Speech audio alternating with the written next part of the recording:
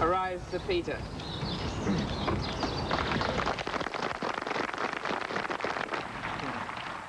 It's a Sunday afternoon in the grounds of Government House here in Auckland. The investiture that you've just seen continues behind us. The recipient of that award doesn't know what's about to happen. He's about to become the focus of a special This Is Your Life. But Her Excellency, the Governor-General of New Zealand, Dame Catherine Tizard, knows all about it. Sir Peter, I would ask you to receive the presentation of the book. I congratulate you. I wish you well. And I would ask Mr. Bob Parker to explain to you what the presentation... I've been set up. And I wish you well. Thanks a lot. We do live through it. Yeah. Bob. Thank you very much, Your Excellency. But I would invite you to start our program in the traditional way by reading to us all what it says on the cover of this book, which is, after all, a very special story. So I read this out. You would read that out, please. This is your life, Sir Peter Blake. Thank you.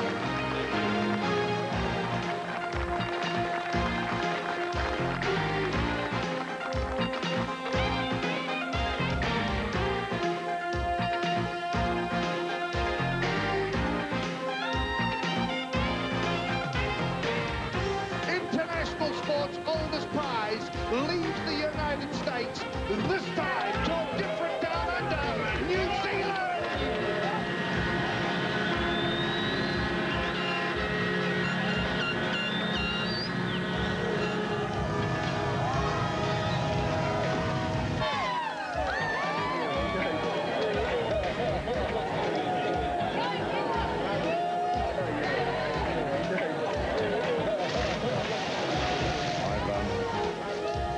Not really fit to tell you anything like that.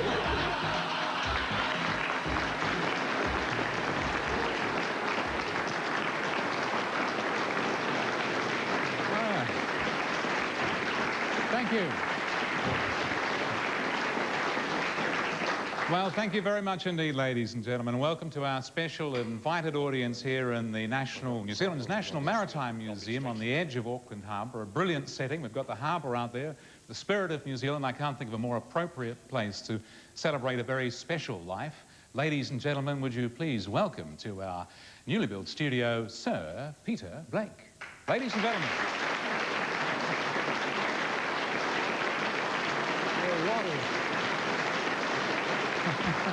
Hello, Bob. Hello. I'm looking around here. Look at them all.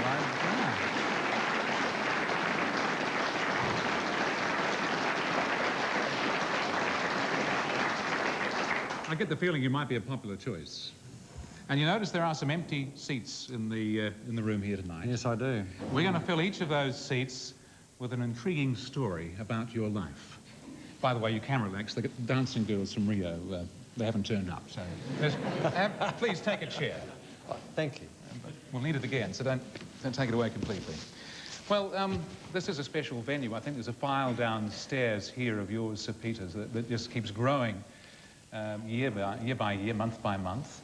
And some of the people that we have here tonight, I think, may add a new chapter or two to that. But let's get things underway, I think, very quickly, with a voice, a special voice, and a friend of yours from Team New Zealand. Listen to this voice. Blakey, now you're a knight of the realm. I expect you to keep your word on the promise you made about your appearance in Queen Street.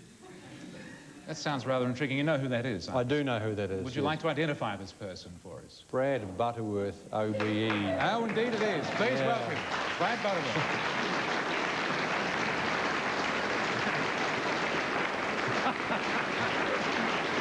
Hello, Brad. I got to say, all those... What do you actually mean? What? It's a perfect opportunity for me here. Yes. Well, you better explain that story to all of us, I think. What's the mention of Queen Street, and where does that fit in?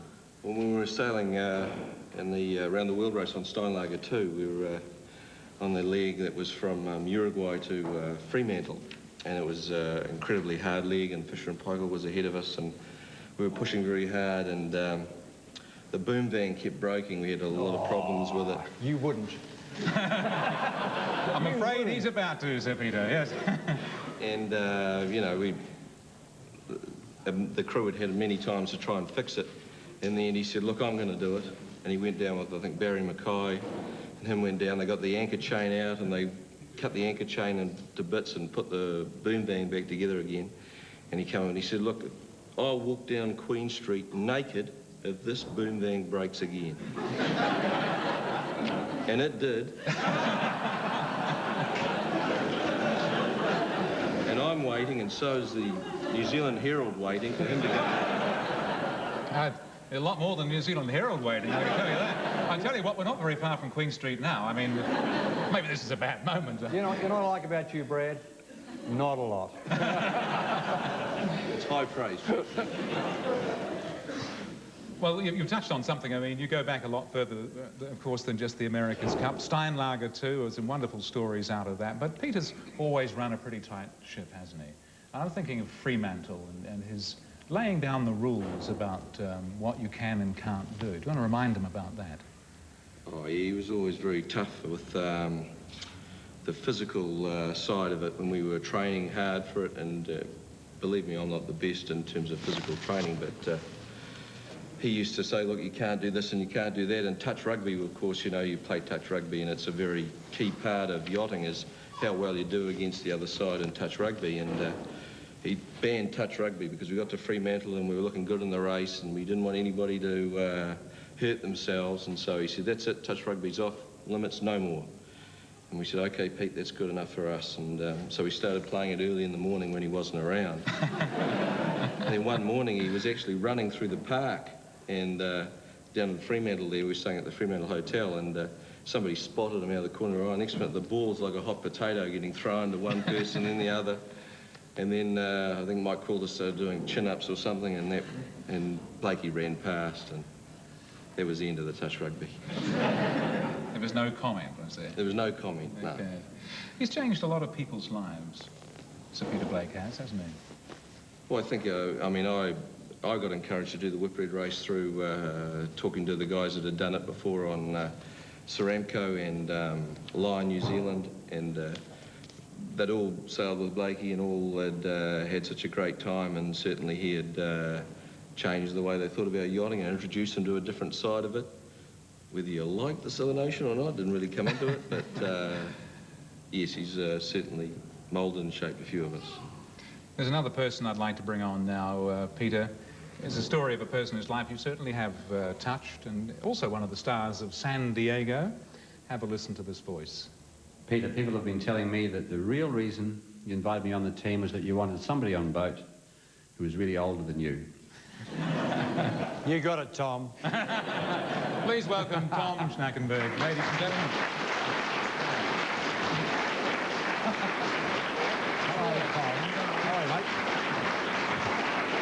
Actually, don't sit down just yet. I mean, isn't this wonderful, these gentlemen with their medals? What do you say, ladies and gentlemen? Fine, please.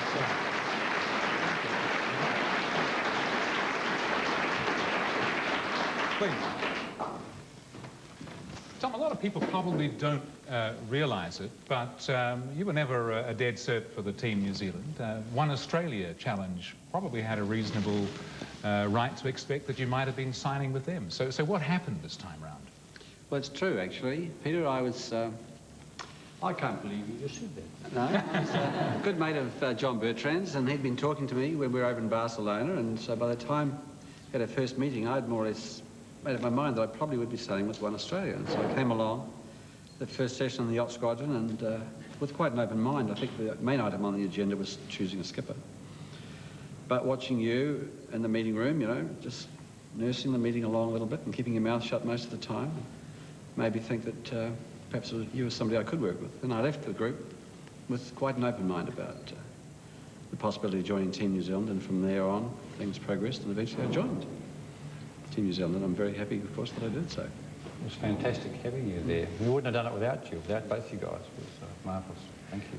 One of the lasting images, Sir Peter, of Tom, of course, is his famous aerobics workouts. Oh, but he was pretty keen on, poetry in motion, absolutely. Ballet.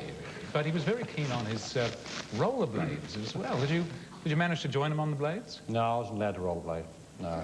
Dangerous sport. Is that true, Tom? Oh, what's... There are a lot of dangerous sports in Peter's world, and Tom used to go up rollerblading and skiing and very good at it, obviously. But no.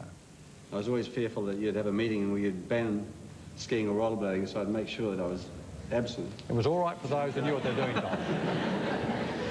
Let's have a look at a piece of video we've got here. This is when you came back to New Zealand after winning the Cup, and who can forget the parades that took place around the country?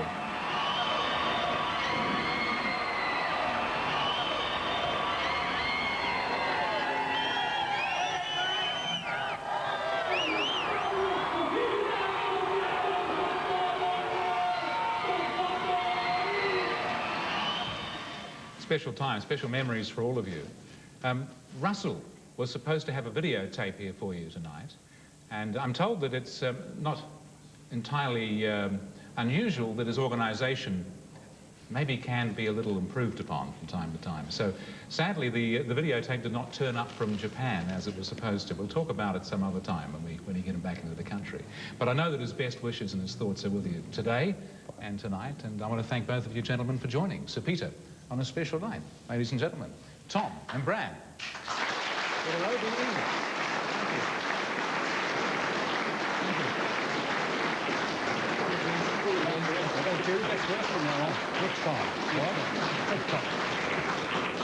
No one more than your next guest, I think it's pretty fair to say, would have contributed to the public understanding and the appreciation of the sport of yachting. In fact, to people in New Zealand, he is the voice of yachting. I don't need to hear his voice, do I?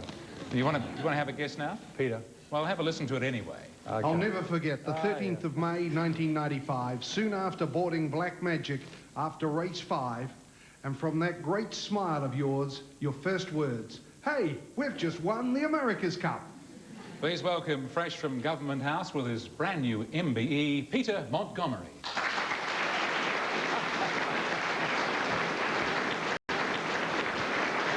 You're one of the ones who picked me up. Great stuff. Please.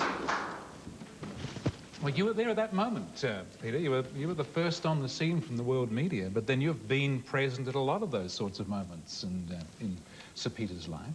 Yes, the finish when they took line and handicap honours with Ceramco and line honours on Steinlager and gained line honours with Steinlager 2 in the Fastnet and winning the Whitbread. What makes him so successful? What makes him special? Well, I think Peter's ability over the years to be able to pick the right people and get the square pegs in the square holes. And also, I think Peter's ability to be able to extract talent and ability out of some of the people that they didn't even know they had. And I saw that certainly when we were sailing on Ceramco or Lion, and certainly Steinlager too. Somehow the crew were able to contribute an awful lot. Right. Any particular moment that sums up the magic of Peter Blake? Well, I think probably winning the America's Cup in the end was the key factor. But over the years, just getting a lot of good people and encouraging them, and I think certainly being aboard Steinlager in that fantastic race with Fisher and Pike in New Zealand in the Fastnet were some great moments. Some great moments. Okay. Yes. Well, we've been talking about the America's Cup, and it's a good place to start our program. And Peter, thank you for joining Sir Peter tonight. But after the break that's coming up, we're going to wind the clock right back and step into the early, dim, dark days. Are we? We are. We're going to have a go anyway of Sir Peter Blake right after this break.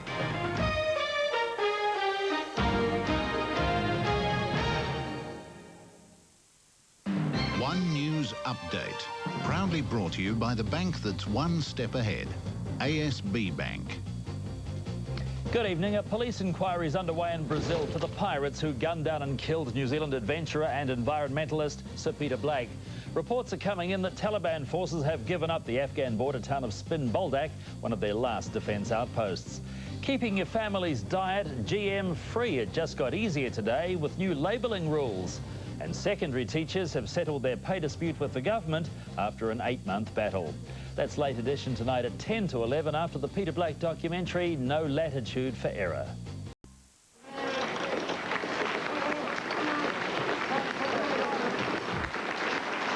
All good stories have to start somewhere, and our one begins on the 1st of October 1948 at National Women's Hospital in Green Lane in Auckland. Now, 47 years later, that young lad has become a household name. But in 1948, there was only one household directly affected by your arrival. And I'd like to welcome out here now a couple of people who can recall with great clarity, as we would say, the days before the night. Joyce and Brian Blake, ladies and gentlemen, Peter's parents.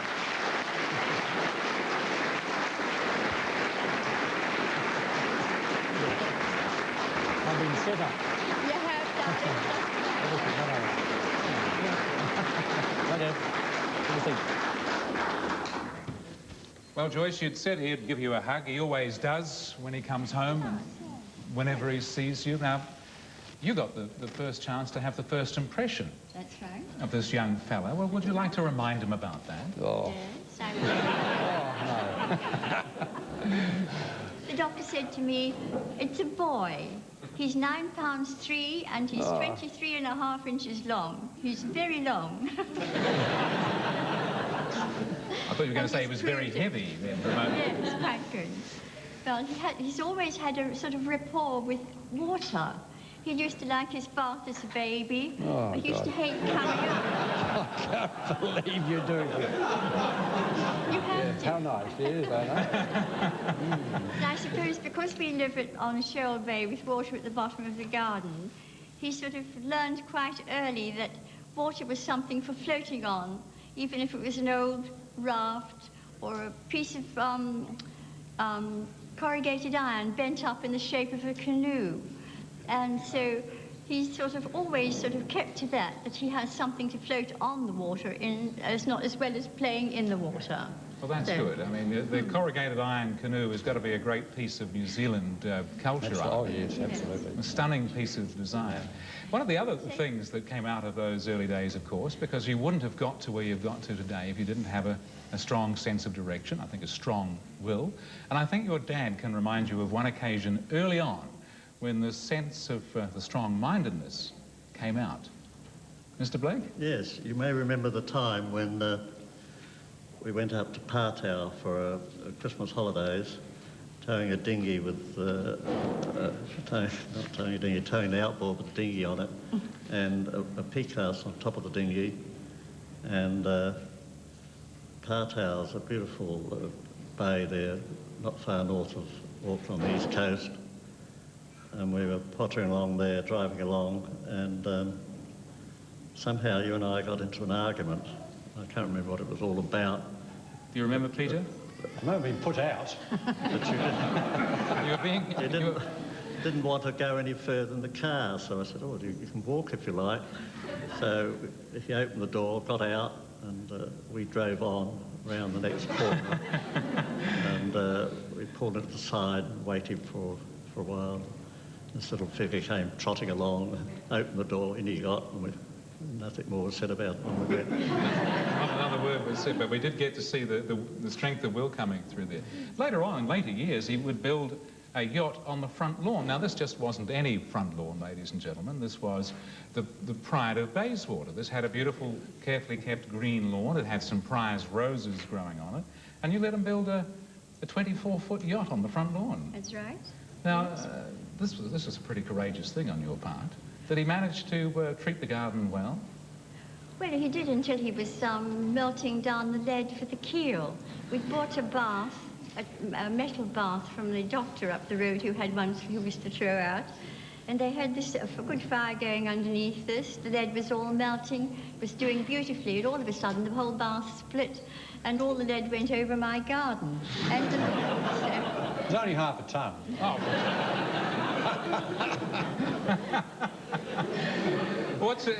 Did it have a long-lasting effect on the garden? There we it's are. never recovered properly. Joyce and Brian, this must be a proud day for you, but then you've had probably more than your share of proud days in many ways. Thank you for joining your son, Sir Peter, on the programme tonight. Yes. Can I just say we're very proud of him, and congratulations, Pete. We think it's lovely for you. Thanks, Mum. Right.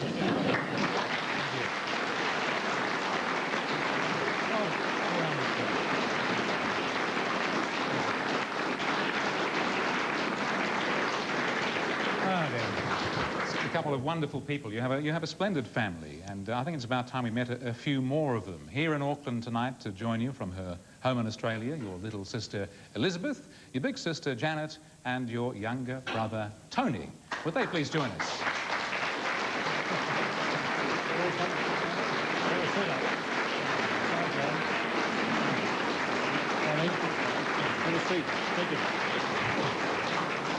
Yeah, aye. Well, he hasn't done bad. Did you think that your brother would end up being a knight? Was there no indication at all, Elizabeth? No, not that I remember. Well, each of you will have, I know, a distinct memory of Peter through those years of growing up. Janet, is there anything that comes to mind that you could remind Peter about?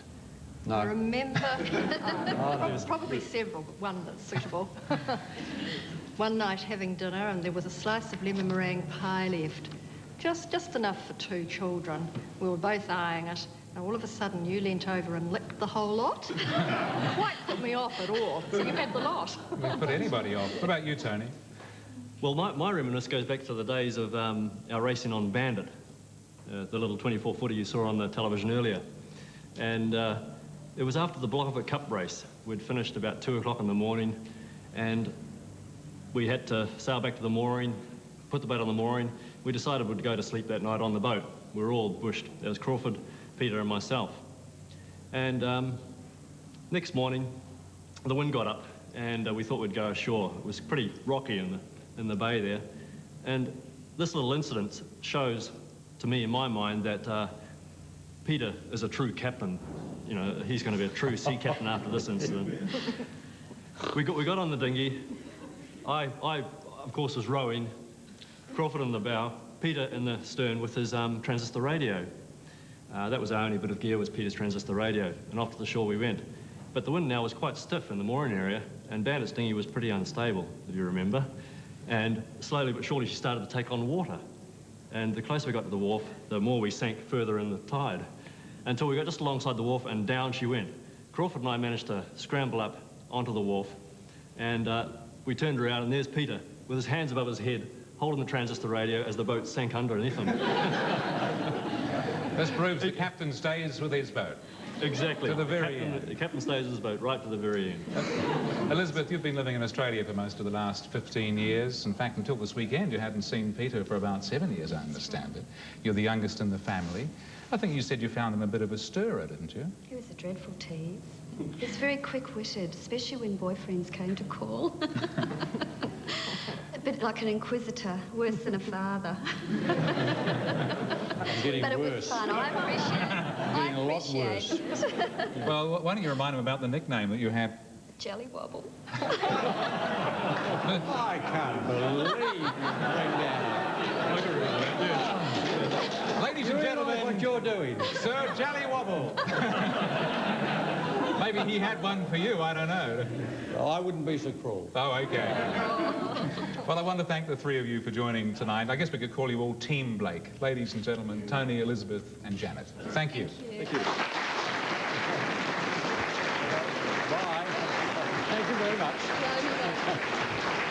Now, your next guest is someone you haven't seen for a while. You spent a lot of time together throughout your teenage years. In fact, every weekend, winter and summer, for about 10 years, you guys would go out and sail together. It's been more than 20 years, but he still has some vivid memories. In fact, you could almost say technicolored memories of sailing with you. Listen to this voice. Hello, Peter. I don't know what it is about sailing with you on the Bandit, but the more I did it, the more seasick I became. You recognise the voice? Come on in, Crawford. Yes, indeed. He was mentioned by your brother. Here he is. Please welcome Crawford Duncan.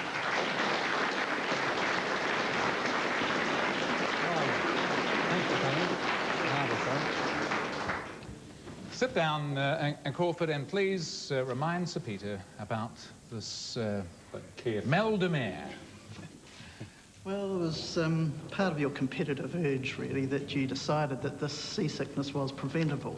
So you put us on a diet a few days before a race. I don't know if you can remember it, actually. I remember it very well. No alcohol. No alcohol. No fried food. No fried food. No acid food. No. The hard one was apples there. But I even gave up milk and tea for this. So you were sailing on Bandit. You actually did quite well, because did you win an offshore trophy? You won the New Zealand Junior Offshore Group Championship back in, what, 1968 or 69? That was the inaugural year. And you obviously proves that you like going offshore more than around the buoys at that time. I hear this was a trend anyway. They always said you were crazy if you sailed around the buoys, actually. You became a psychiatrist. Was this as a direct result of sailing? Drove him to it. You're still trying to unravel. But I'm going to ask you for, I don't want you to charge Sir Peter for this, but I wonder if you could actually give him a quick psychoanalysis. Tell us what makes him a success. Well, actually, I've given this a lot of thought over the years. How did you have? And, well, there are two things that come to mind. First of all, you come from a really supportive family that have very strong bonds that tie together, and it's given you a good base to explore the world and your talents from.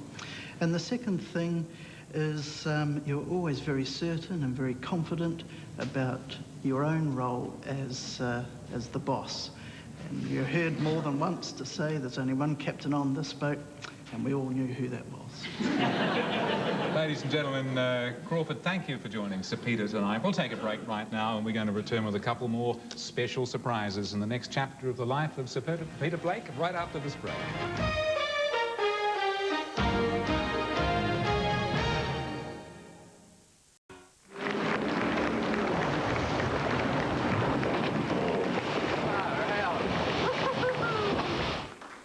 From high school days at Takapuna Grammar, you went on to the Auckland Technical Institute. You picked up a certificate of mechanical engineering and a bit of work in Auckland after that, but you were not too keen to settle down to a steady career. You wanted OE. You were saving your money to head off to the UK. You had a letter of introduction to a yachting club.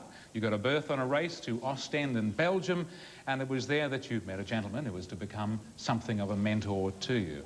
Now, you haven't seen him for a while. Last time he invited you to speak at his West Mersey Yacht Club. You were a busy man, but you made time for that, and he didn't forget. So now he's travelled 20,000 kilometres to be with you tonight. No. Listen to his voice. Hi there, Pete. How you going, mate? Harrison. Cooked any bloody chickens lately? You know the voice? I know, John Harrison. Indeed, it's from West Mersey in the UK. John Harrison.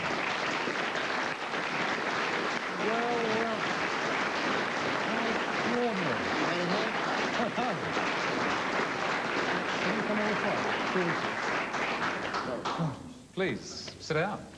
Well, he promised you some nice surprises. Yeah, you have. But, John, he's got a lovely touch of a South London accent there, mixed in with everything else that he's picked up along the way. He's worked with a few Kiwis. But you mentioned a story about, you mentioned, had Peter cooked any chickens lately? You want to remind him about that? Yes, well, Pete, you must remember us shanghaiing you aboard my dash from the North Sea Yacht Club bar. You weren't feeling very well at that time, were you? Someone had produced a shepherd's pie that was off, I think. The great shepherd's pie story. That's another one. Well, tell us about the chicken one first. We went off on that race to from Cowes to Cork, and there we were, somewhere off Land's End outside Wolf Rock, and the Western Approach seas were rolling in, and your eyes and forehead appeared in the gap where the companion top gap board was missing, and you said, "Oh, John, bloody chicken in the icebox, shall I cook it?" And I thought he must be joking, because the boat was doing its best to get rid of us, standing on end and going the other way. But lo and behold, an hour and a half later, Peter said, "Do you want to come down and get some of this grub, John?" So I gave the helm to someone else, and there we had roast chicken, mashed potatoes, peas. Some of the peas got wanderlust for a bit. It was a great meal to have in those conditions. The only man I've ever had aboard could do it. Some people didn't keep it down, if I remember rightly. That's one story we won't go into. I think we had enough of Mel de Mer with Crawford telling us about your peculiar diets. But of course, after that race, Peter became a very close member of your family. He came to live with you for a while, and your home became his home away from home. You had a business selling yachts, and I imagine from time to time Peter would be assisting you in this process. Remind him about the day you had a prospective customer on board. You were out there sailing. Yes, we went out in the 35-footer, with high hopes of this chap, was all keen to have a new yacht, and we'd sailed around for a bit. And Peter had been busy about the deck, handing the sails and generally getting things going. And the client said, you know, I'm really dying for a cup of tea. So Peter very kindly said, right, so I'll go and make you a cup of tea. And they went below. 10 minutes later, he came up with a lovely steaming mug of tea, gave it to this chap, Des Clark, his name, and who downed it in one, and his eyes opened wide, and he clutched his throat. He said, it's salt. Peter had got the salt water pump to fill the pot. You got the water pipes mixed up. Did the sail go ahead after this? This is the key point. I don't think it did. Oh, no. dear. Now, you belong to the West Mersey Club, of course, the Yacht Club, and I think you've got a little presentation. You've made Peter an honorary life member, as I understand it. Well, Peter was kind enough to accept an honorary life membership to West Mersey Yacht Club, so, I mean, really, it knocks me over backwards to be able to present Peter with our club tie and the little tie pin that goes with it. Thank you very much indeed. That's fantastic. Ladies and gentlemen, from West Mersey, Mr. John Harrison. John is 74 years young. I would say he's a tribute to Peter's cooking, wouldn't you? Thank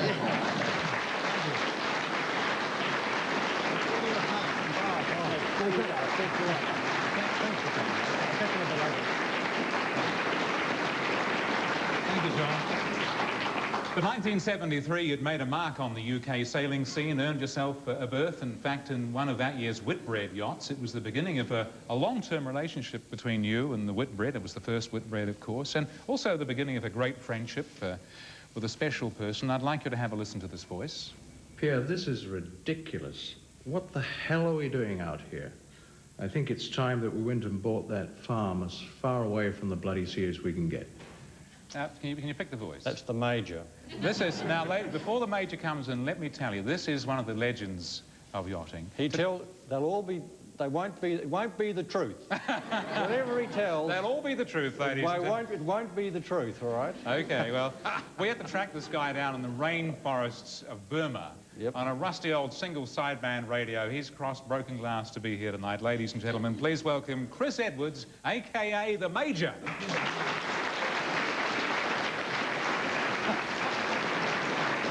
Hello, Major.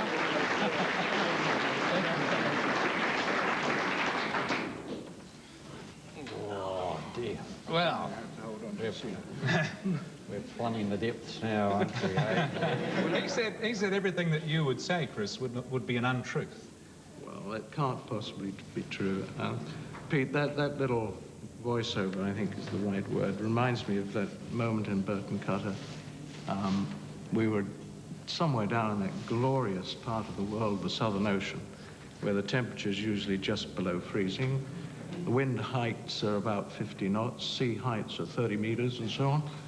And we'd been trying like mad to drive our boat fast as we could across the Southern Ocean. And I think that was the moment in time when you said, what are we doing here? This is ridiculous. We must find somewhere as far away from the sea as we possibly can.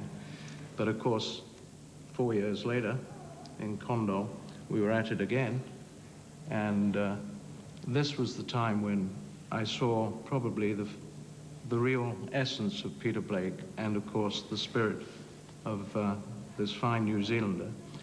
We were dismasted about 2 days into the southeast trade winds, pushing hard for Cape Town. And this was a demoralizing and dispiriting time for all of us on board. Out of 14 people on the boat, I think there was only one person who really got around, motivated himself, and then the rest of the crew, and said, come on, you guys, we've got to do something about this. And we were able to sail the boat under jury rig into the African coast, re-rig the boat with a new mast, sail back out again. 7 days later, we were back in the race. And we actually got into Cape Town, I think, ahead of a couple of the back markers. And that was all due to this wonderful sailor and New Zealander, Peter Blake. Thank you. That's a fine tribute to pay, Chris. I'm not sure whether to call you Chris or the Major, actually. I think here it has to be the Major. Okay. I've left, very good, sir. I've left the General off, you know, it's fairly relaxed this evening. That's very generous of you, in fact. It's pretty clear you guys are a lot more than just sailing companions. There's a lot of friendship here. You're almost part of the family. Yes, well, Peter and Pippa, you know, they did make several mistakes in their lives, I'm sure, but one of them in particular was to ask me to be godfather to little Sarah Jane. And I feel particularly close to Peter and Pippa because of that, but more particularly the amazing voyage we made together on Lion, New Zealand, from Auckland to Southampton in England. And there was a little baby girl on board, this 2-year-old Sarah Jane Blake. It was quite something for her.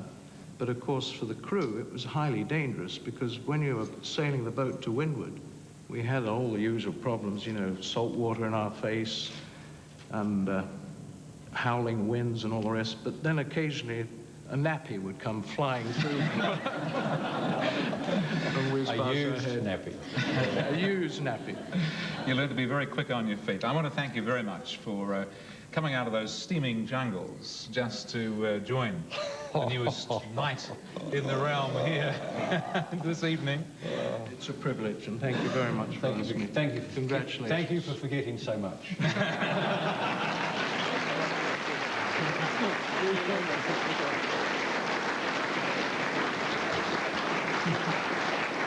It actually sounds like we should bring him back and get him to tell the truth this time. No. After the break, we're going to meet some people who were with Sir Peter as he took up the challenge and led the campaigns to win some of yachting's most coveted prizes.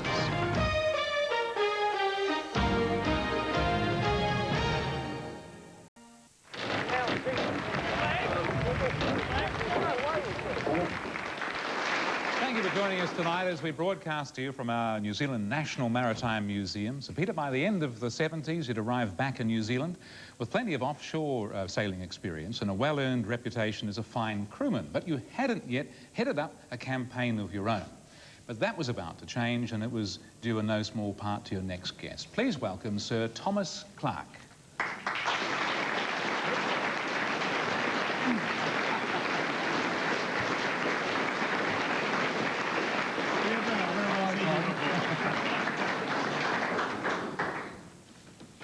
So, Thomas, why would a successful businessman like you, with a budget reaching to tens of millions of dollars, put your faith in this lanky blonde kid who grew up on the north of Auckland? Yeah, I've often wondered that. Well, I must admit it was a gamble. Yeah. I didn't know Peter at all, except by reputation, and I had the opportunity to meet him several times, and having met him, I thought, well, let's give him a whirl, but with a question mark hanging over him. And the funny thing was that it wasn't the question mark hanging over him before we really got underway, it was a question mark hanging over me. I was telling Bob Parker about the time that we took off for the Sydney-Hobart race, and we just successfully got Serapco completed, and we took off down the Gulf, and I was on the helm, and the rum had been flowing fairly freely. And just off the south coast of Kowau, we got hit with a lion squall. All the boys were down below. I was on the wheel, and drunk in charge, of course. And the lion squall hit us, and we stood on our nose, and we did a Chinese jive. Fantastic. Fantastic. We nearly didn't go any further, did we? No, we nearly didn't go any further, but it was right on its beam ends, and I was desperately hanging onto the wheel, which was up there, to stop going overboard. Did the skipper have anything to say? No. The boys were wonderful. They were on deck in about 2 seconds flat, had a look round, and they had the whole thing cleaned up, and we're on the way again in about 4 or 5 minutes. But we very easily could have jerked the rig clean out of the boat. So that was my introduction to Peter. I was apologising to Peter. He wasn't apologising to me.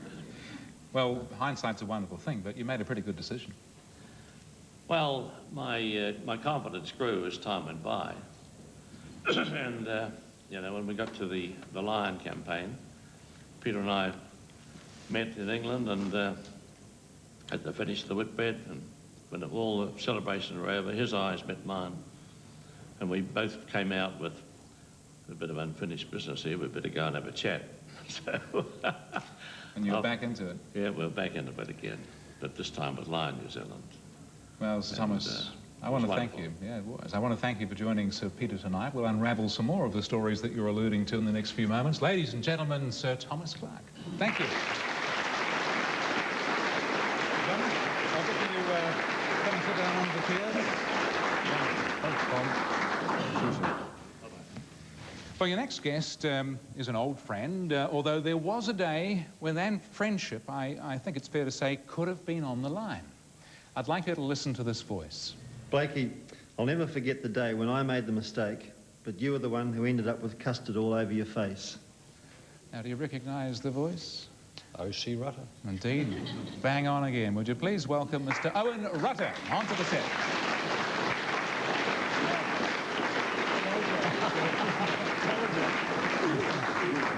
There's a lot of interesting nicknames in sailing, aren't there? There are. There are. Oh, yes. What was your original nickname? Was it Jelly Wobble? No, it wasn't in sailing, no. Oh, wasn't it? That was very early days. Okay. And he's had a couple of challenging ones as well. We probably shouldn't go into that. Peter wouldn't talk about them tonight. Okay. Well, what was this thing about the custard that you alluded to, O.C.? Oh, that was a fairly traumatic story at the time, actually. We just completed the Sydney-Hobart race, and Peter had decided the boys should go on a bit of a Southern Ocean experience, and we took Saramco from Hobart down to Milford Sound and experienced a bit of the roaring 40s on the way. And about 2 days into the trip, we had a pretty severe westerly come through. The waves were getting up pretty high, and Peter decided that everyone should have a turn on the wheel and experience Southern Ocean driving conditions. And Peter, he took one watch, and I think Keith Chapman had the other watch, and I was lucky enough to be on deck at the time when this particular storm was really howling, and Chappie said, "Will you have a go, O.C.?" And Peter was down inside the boat at the time having dinner, and Bonnie had cooked up this huge, wonderful dinner and had the custard all on the bowl. For some reason, Peter was walking around the boat at the same time as I was looking over my shoulder at this rather curly one coming through. And I thought to myself at the time, there's no way I'm going to get away from this one. And I picked the boat up, dumped it on its side, and of course you can imagine what happened down inside the boat. The custard went from the top to the bottom of Peter, and I could tell that he was angry at the time because he stuck his head out of the hatch and said, "I don't care who that turkey is on the wheel at the moment, get him off now."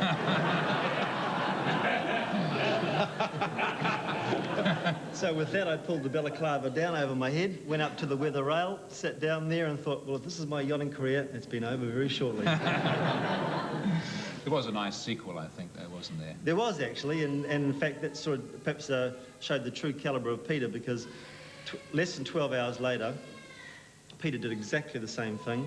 No custard this time, but the boat was thrown on its ear, and I remember him coming off watch and coming down and saying, "O.C., it can happen to the best of us." A nice ending. O.C., thank you for joining Sir Peter on his show tonight. Thank you very much. Ladies and gentlemen,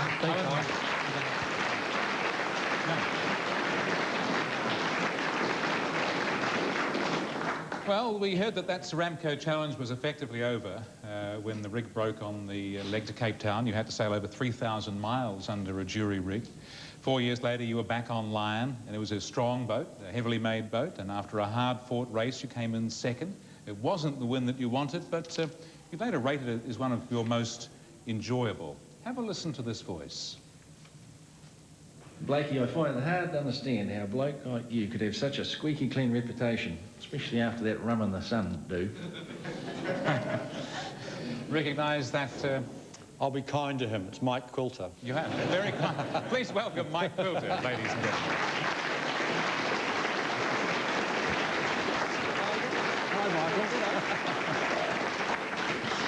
Rum in the sun, that sounds like a tale that could ruin a reputation or two, Mike. Keen to. Okay. Get into it. But he knows the rules, eh? Oh, I think he's an eye for an eye. Okay. No, but during the round New Zealand tour on Lion, if you recall, Pete, we were heading for Tauranga, We had an afternoon you don't want and to a tell night us. to kill. You don't want So we sent the sponsors and the crew ashore to have a look at Mare Island, and myself and Pierre looked after the boat, and it was such a lovely day, he suggested we should have a little rum. So we had one rum and coke, and then it was the sun was shining, so we had two, and then we had three, and by the time the crew came back, that bottle was empty, we went well into the next one, so... I doubt you can remember much of the story, actually, but... Nor you. Anyway. He wrote it all down. Right this evening, we actually got Pete into bed. So he was fast asleep, and we were carrying on, having a very pleasant evening, expecting a night in bed, and about 7 o'clock, Pete shoots out the hatch, walks straight down the back of the boat. He says, "We're out of here." Starts the engine, puts her into gear, heads out to sea, but that was fine, because he's the skipper of the boat, of course, but the only trouble is we're still anchored to Mare Island. So there was crew popping out of the hatches like bunny rabbits, and they'd leap on deck and they'd look at Pete, and then they'd look at the anchor, and then look at Pete, look at the anchor. And eventually, there was a 6-cylinder Gardner versus 1¼ nylon, and eventually the engine won, and the anchor rope broke, and we disappeared off into the blackness, and we got a bit of a posse together and got him back into bed. And motoring out in the middle of nowhere, and finally about 2 o'clock in the morning, he gets up on deck, he says, "Would somebody please tell me what we're doing here?" And the memory never came back, Sophia. No comments. No comment. Oh, okay. Fair enough, fair enough. Well, you don't have to comment on these things. You can discredit it all in a later book somewhere down the line. I will. I'm sure. Steinlager 1, now that was one amazing vessel. In fact, we've got some pictures, I think, of Steinlager 1. What a remarkable piece of technology, and that double-handed race around Australia. And of course, Mike, it was you and Peter on board that thing.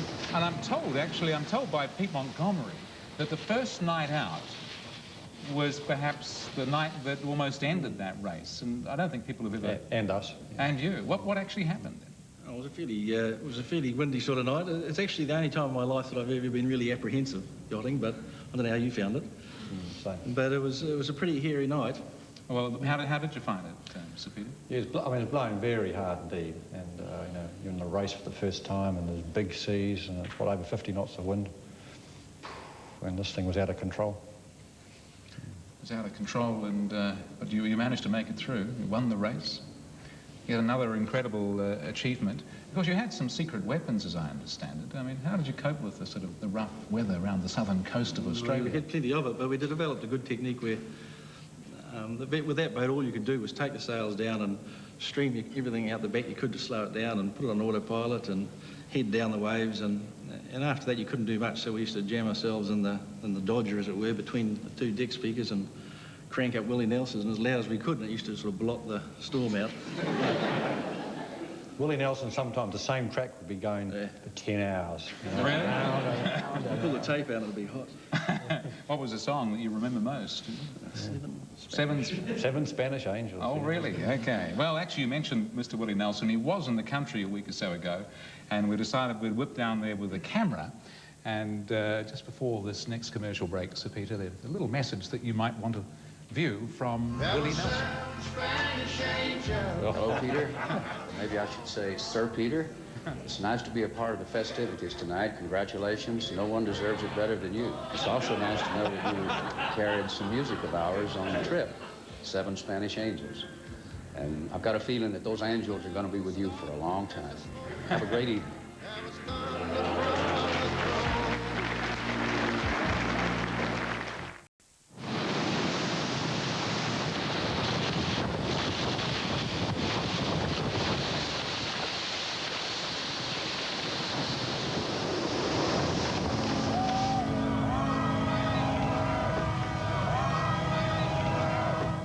Some wonderful pictures and an incredible campaign. Steinlager 2, you were first on each leg, first across the trophy line, first on handicap to finally win that elusive Whitbread trophy.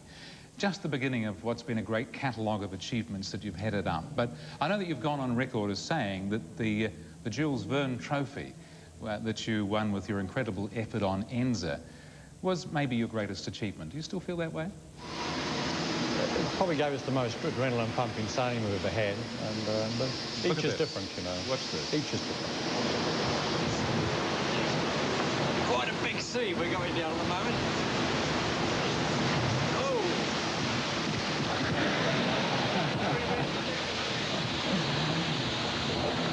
Around the world, ladies and gentlemen, non-stop, 74 days, 22 hours, 17 minutes and 22 seconds, as I understand. 5 days better than the previous record. You covered around, how many thousand miles? Around 26? Yeah, 27,000 sea miles. 27,000 miles at an average speed under sail of just under 15 knots. Now, that is an absolutely remarkable achievement. Nothing ever been seen like it.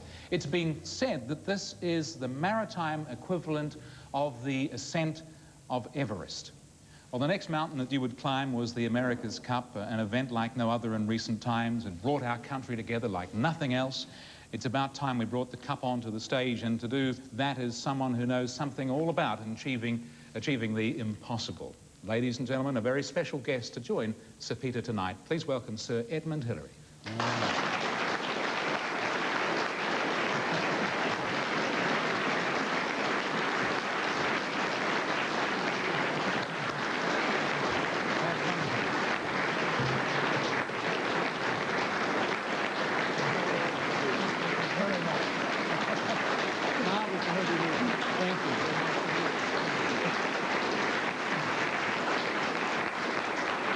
I never got anything like that. You didn't get anything like that? No, I got a beer mug or two, but... I seem to recall your words were something along the lines, we knocked the blighter off. Sort of like that, yeah. A similar sort of brief statement was made by Sir Peter at the end of the America's Cup. Not that we knocked the blighter off, but we've done it. We just got there. You watched the Cup. What do you think about Sir Peter's efforts? Oh, it was fantastic. I think the whole team, we had a marvellous team and a very good leader, I think, yes. The team is what did it really. Well, I think the team is enormously important. I also think it's quite useful to have a good leader too. I think so too. Ladies and gentlemen, Sir Edmund Hillary. Thank you. Thank you very much. Sir Edmund, if you'd like to take a chair over here and sit down there. Thank you. Well, we've had some special people on the program tonight. In fact, if you look around the audience in here tonight, you've got heaps of friends. It's like a bit of a who's who, isn't it, of yachting out there? You've actually done very well. We haven't done too badly, have we? I mean, who do you choose in a program like this? I'm just looking out in the audience there, young Phil Jameson. Whereabouts is young Phil? You remember Phil, the youngest guy on Team New Zealand? Phil, how did you feel about the opportunity to meet this man? Oh, the first thing, it just blew me away meeting you for the first time, mainly your height. Like, I'm not surprised. Always looking down on me. Oh, leave me alone. But meeting you for the first time was great, but getting that phone call from you just blew me away, so I'd just like to take this time to say thank you. Thank you. Thank you.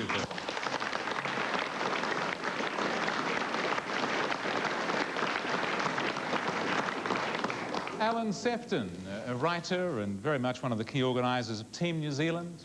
Alan? I don't think he should speak. Oh. I think he's going to anyway. He always has. My turn, Bob. It reminds me of one day in San Diego in 1992, whereas Peter was then a commoner, and Sir Tom Clark and Sir Michael Fay came across the compound, and Peter and I were talking to Eddie Warden-Owen, a British coach of the team, and Sir Tom and Sir Michael were extolling the virtues of NZL 20 in a rather strident form of Kiwi, and a rather shocked Eddie Warden-Owen didn't know what was going on. So Peter and I had to explain to Eddie that we had a very different class of night in New Zealand. I think after today, I think we should also add we have a special class of night in New Zealand. Thank you. Alan Sefton.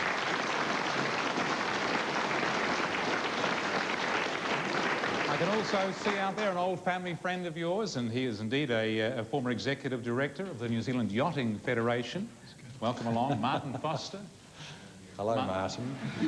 Well, Peter, you recall Dad was a palmist. 27 years ago, he took some prints of your hands.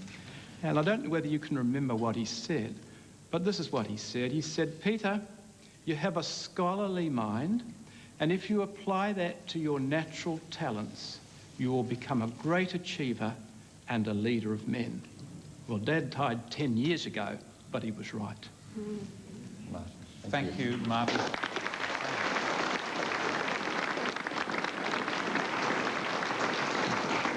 There are a couple of people who know what it's like to sail against Peter Blake in the audience tonight, and I think this is a night, and you've been involved in events that have brought yachting people around the world and people in New Zealand together. I know that they would like to say something. I'm going to ask Leslie Egnott. Leslie, you were with the Defenders in San Diego. You're still very much a Kiwi. How did it feel sailing against Sir Peter?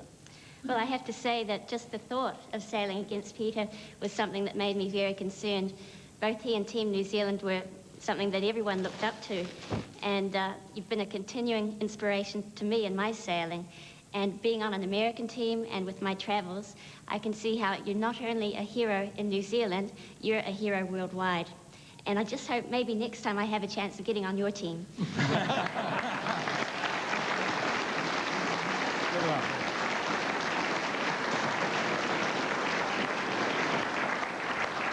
Another great skipper is often known simply as Daltz. Grant Dalton.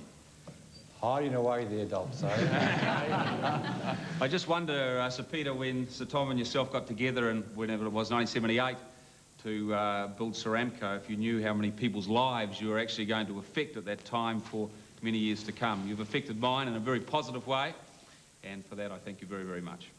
Thanks, Grant. Right.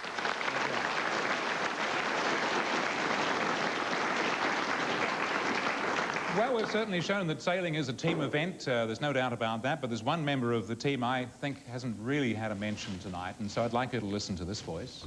I'll never, ever forget our honeymoon, Peter. Just you and me, a yacht, and at least 8 other people. Yeah. Okay, please welcome Lady Blake. Ladies and gentlemen.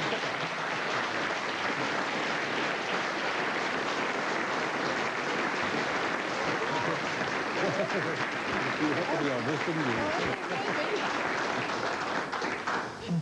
you? That sounds like one heck of a honeymoon. Goodness me.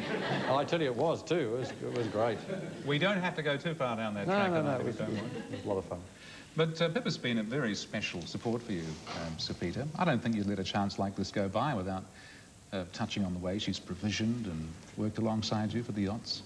We wouldn't have got anywhere in our yachting programs if it hadn't been for Pippa getting in behind and not just taking a back seat at all, but really helping drive each program along. I mean, it's meant a lot of time away from the family, and life hasn't been at all easy for Pippa, really, when I've been dashing off around the world, having said I'm never going to do it again, and having said I'm never going to do it again and again and again, and you know, it's needed a lot of family trust. It's been great. It's been an awful lot of fun. That's all I can say. Oh, thanks. Can I have that in writing?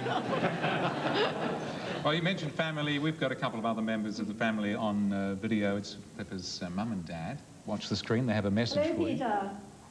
Very exciting to speak to you today on this very special day in your life. Yes. A very well-deserved award, if we may say so, and everybody here in Emsworth says so. Very well-deserved and very well earned. Earned it the hard way. We've had some wonderful parties here with all your various crews in this garden and barbecues over the many years with all the various yachts, right from Ceramco through to... Lion, Steinlager. Yes. Of course, Enderby as well. Sorry we can't be with you in Auckland today. We look forward to being with you in Auckland next year. Ladies and gentlemen, Pippa's mum and dad.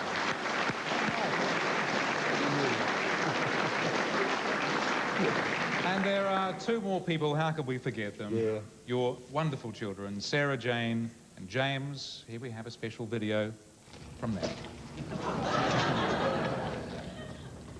Hello, Daddy. So Peter Blake. Congratulations. Hope you're having a nice time in New Zealand. And I hope you had a good trip on the plane. I hope it wasn't too bumpy. No, congratulations and everything.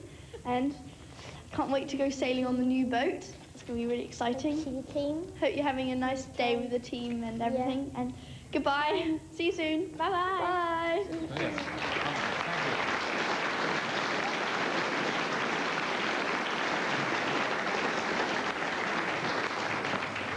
Our program's gone much longer than we ever planned, but then that's the nature of the show. There's been some very special things said tonight. And researching the show, I chatted to one of your neighbours, the charming Dulcie Guys. And Peter, Dulcie felt that she couldn't be here tonight, but she said something that I think really says it all. She recalled as a young lad, you were growing up in Bayswater, and she said that you had a special warmth and a genuine concern for others and a strength of purpose. She said you knew where you were going.